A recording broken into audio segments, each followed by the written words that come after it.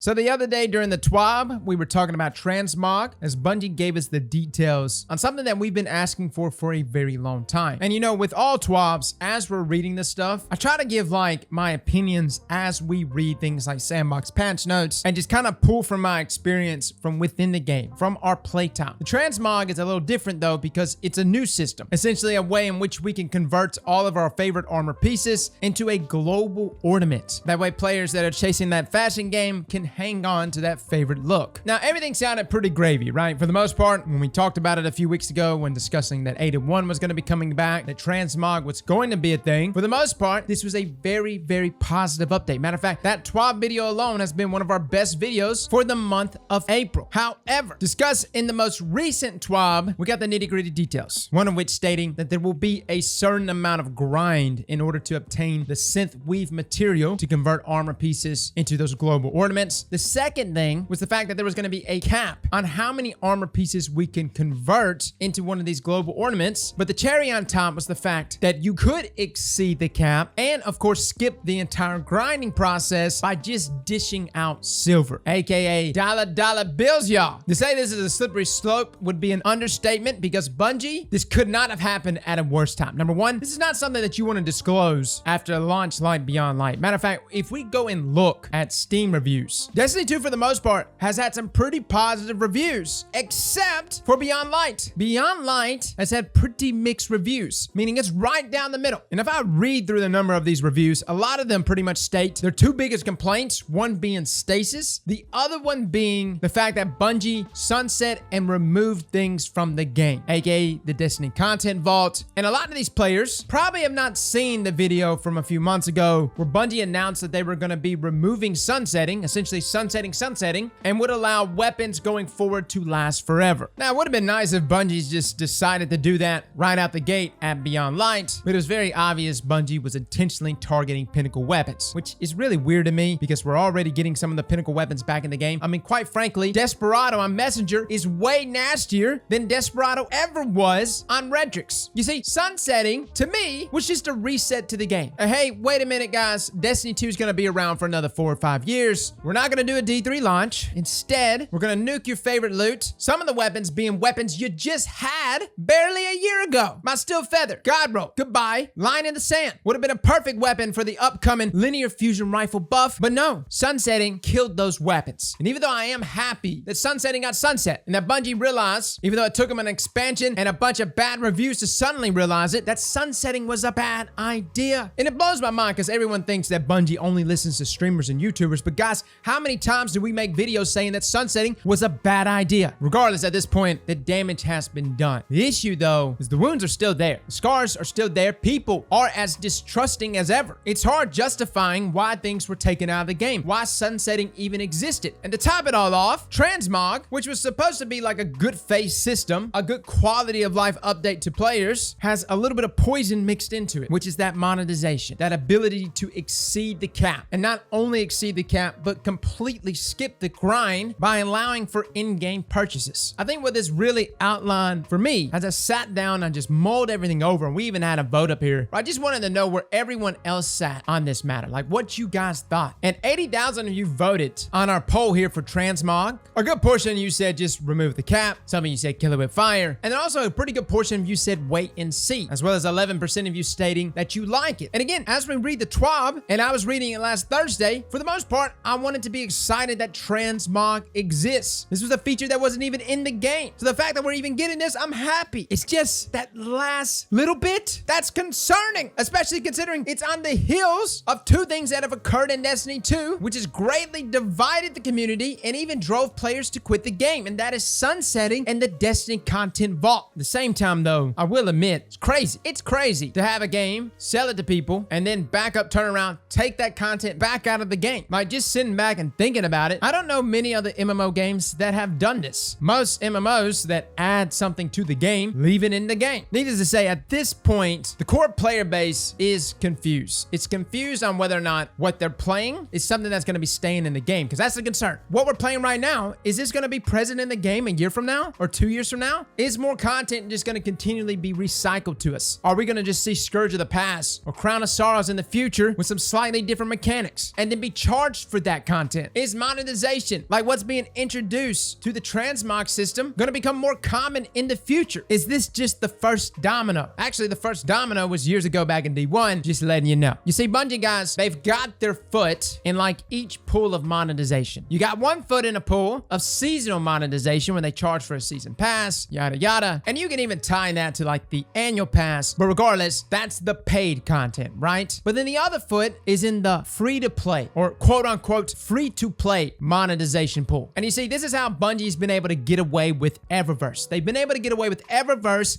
because they hide behind the title of free to play. The problem is people that actually buy stuff from the Eververse store are not free to play players. They're us. They're paid players. So not only are we paid players buying annual expansions, season passes, and probably a lot of us are buying deluxe editions, but simultaneously we're buying seasonal ornaments for some of our favorite exotics. And Bungie's getting away with it because they get to hide behind the title of free to play. Now, is there worse systems than this? Obviously, Bungie could just be outright selling weapons and the best armor in the game right there in the Eververse store. But you understand, they can't do that and then charge us for an annual expansion. That only works if the game really is free to play. And hell, at that point, you might as well just put a gacha system in Bungie and maybe some waifus. Regardless, it's muddied water all around. But what is clear is that the people that Bungie is really pulling money from is their core player base. But the problem is that the core player base, they are fatigued. And I've said it in the past, and it seems to be coming in fruition here, the double dipping into your core player base will drain them, especially if there is no fruits to show for that labor. You see, it'd be different right now if the core playlist in the game got some updates. If we got a new Crucible map every now and then, or in the least, not have nearly half of our maps taken away and put into the Destiny content vault. It'd be different right now if we still had the raids that we paid for in the past in the game. It'd be different if Eververse was funding a better anti-cheat system. However, what Eververse seems to be funding is more monetization, more ornaments, features like Transmog, which is supposed to be a good faith system, also has some back-end monetization. You see, it doesn't necessarily seem like what we're paying for is more value in the game. Now, realistically, is anything going to change right here? No, probably not. Like, nothing I'm saying right now is going to change the outcome. I do think the Transmog system is going to ship the way it is. I think it's still going to have a cap. I think people are going to pay a lot of silver to exceed that cap. Even talking to Jay about it, Bungie's probably definitely going to cash in on the whales, the people that are actually going to spend thousands of dollars to literally transmog everything in the game this coming season. And then probably at the end of the season, they're going to back it up. They're going to say, hey, we're not going to do that anymore. We realize that this should be a good faith system. We're removing the cap, and everybody's going to cheer. Similar to how we cheered whenever Bungie finally announced after sunsetting so many of our favorite weapons that they were going to retract sunsetting. We cheer. At some point, I got to slap myself and say, Cross, this is Stockholm Syndrome. Quit praising Bungie for fixing a problem they created. And that's the issue here, is we're in a cycle right now where Bungie does seem to do something outlandish and crazy to then reverse it, and then we praise them for it. Skillup actually stated it pretty well earlier this week. Bungie's approach to Transmog is way worse than any of us could have predicted. A needlessly complex, overly grinding, cartoonishly stingy system that feels like the thing you announce so that it can be walked back and then defenders can be like, see, they listened. Lame. Normally, I would put the tinfoil hat on and say, whoa. Are you telling me Bungie's making decisions that are just crazy and outlandish, then walking them back to get a little praise in the process while as well racking in some money? That seems crazy. But that's exactly what happened with sunsetting, and I'm guilty of it, guys. I was so happy to see that sunsetting got sunset, I almost forgot the damage sunsetting did. Hence why I just said Stockholm Syndrome. It's like getting punched in the face instead of the dick and saying thank you. I don't know if that was Bungie's intention. I'm almost certain that the devs at Bungie did not exactly want to add Eververse into the Transmog system, but I bet that was the only way they could sell it to the executives. I bet when they actually came to them and said, hey, listen, the community really wants Transmog, and we want to create a Transmog system that can be universally used by everyone in the game. And I guarantee you, a higher up at Bungie was like, okay, that sounds good, but we can only justify the labor cost of this if you figure out a way to include monetization. This is an unfortunate reality now of everything in Destiny 2 and Bungie. At the end of the day, if Bungie is going to continue to have their foot in these different monetization pools, they're going to have to figure out a better way to separate paid players. Hence why here recently I said that Trials needs to be behind a paywall. You're punishing paid players by allowing them to be in the same playlist of players that are free to play cheat accounts. How is this so difficult to understand? Bungie has got to do a better way of separating those pools, though, of saying, hey, this is the paid player. They should get access to ornaments, unlimited transmog, rewarding core playlists. Instead, though, as of of right now, Bungie's biggest moneymaker is double, if not triple dipping back into their core player base. And that can only be sustained for so long. So again, Bungie, I know you guys got a lot of big goals. Y'all want to have like a multi-game studio. Y'all want to make fantasy games and other competitive PvP games. You even want to make a TV show out here. That's great. But Destiny is your cash cow. And more than just your cash cow, it's your dedicated core player base. Like even outside of dollar bills. And I know somebody's going to be here, oh, but Cross, this is how business works. No shit. I think all of us understand what a ledger is. We get it. But the difference, at least when it comes to video games, and especially a game like Destiny 2, is once the sentiment towards Bungie begins to become what it was toward Activision, that is trouble for anything Bungie touches. And it's taken people like Activision and EA years to reverse damages they've done in the past because of that sentiment. Bungie's biggest advantage was when they broke away from Activision, leading into Shadowkeep. Everyone gave them a fresh, clean slate. Everyone was rooting for Bungie. I hate to be the bearer of bad news, but the sentiment is shifting here. People are starting to say that Bungie is just as greedy as Activision was, if not worse. And that's a concern, because once that sentiment takes root, well, then the only revenue you're going to get is from whatever dedicated core player base is left playing your game, because it definitely won't be new upcoming players. What I hope Bungie sees from all of this is not necessarily us saying, hey, Bungie, give us a bunch of free stuff. No, again, I'm not asking to reward the free-to-play player. I'm asking to reward the player that pays your light bill, the paid player, the guy who sits there at the pre-order screen and decides, yes, because I like Bungie and because I like Destiny 2, I will go with the deluxe edition. And then everything else that paid player encounters needs to be a good quality experience to make them go, wow, what a great value this game is. And see, the red flag actually begins when a person sits down and goes, was this worth the value? Was this worth the money? You see, at any moment that a person asks that while playing a game, that to me already outlines that the game is not up to par. You see, the best games I've ever played were games that I would look at and go, wow, I'd pay triple to play this game again. And not once did I ever ask myself, what's this game worth $60, $70, $80? But if it was a bad game, then the topic of cost definitely gets included in that conversation, because then I start breaking down whether or not I should go ham on this game or if I should actually pull some punches due to the game being cheaper than others. Again, Destiny 2 is past that point. Regardless though, Bungie does need to commit to rewarding their core player base above all things, and they got to figure out a way to re-earn players that have quit this game due to sunsetting in the DCV. And as far as Stasis goes and what it's done to PvP, I'm not even getting into that. It's whatever. Like obviously Stasis could have shipped much better. Maybe that made people quit. Maybe. I don't know. With Stasis though, and with all things that ship pretty strong, a lot of us just wait for a sandbox update to come to actually fix those things. And it did. Or at least kind of did. Y'all remember how strong One Eye Mask was for like the first year it was out? Wave Splitter, Handheld Supernova. I mean, come on, fellas. There was a lot of things that shipped out very, very strong. Maybe not as annoying as Stasis, but still very lethal. And despite those things, players still stuck around and waited for the sandbox changes to come. But it was sunsetting in the DCV that really made players drop the game. And it comes back to that core thing where the core player base doesn't feel like their time is being respected because things are being removed that they not only grinded for in the past, but they also paid for in the past. The conversation of sunsetting was a great starting point for the new Bungie to show us that, hey, that's not going to happen anymore. And unfortunately, the Transmog system with that back-end monetization really sours that. Guys, that is my complete thoughts on it. At the end of the day, I think we can all agree we think Destiny 2 is a pretty good game. I even said that I thought that Destiny 2 was a great game. And I know it's going to get smeared for this. It is. It's already getting smeared for it. And I'm not really upset with anyone smearing the game. I'm more upset that Bungie, when they were just starting to garner good faith back in their community yet again, makes this oopsie going into the new season. It's unfortunate. There's no other way to put it, guys. Unfortunate. Again, not necessarily a thing that a dev would probably decide. This is like a CFO, right? Like some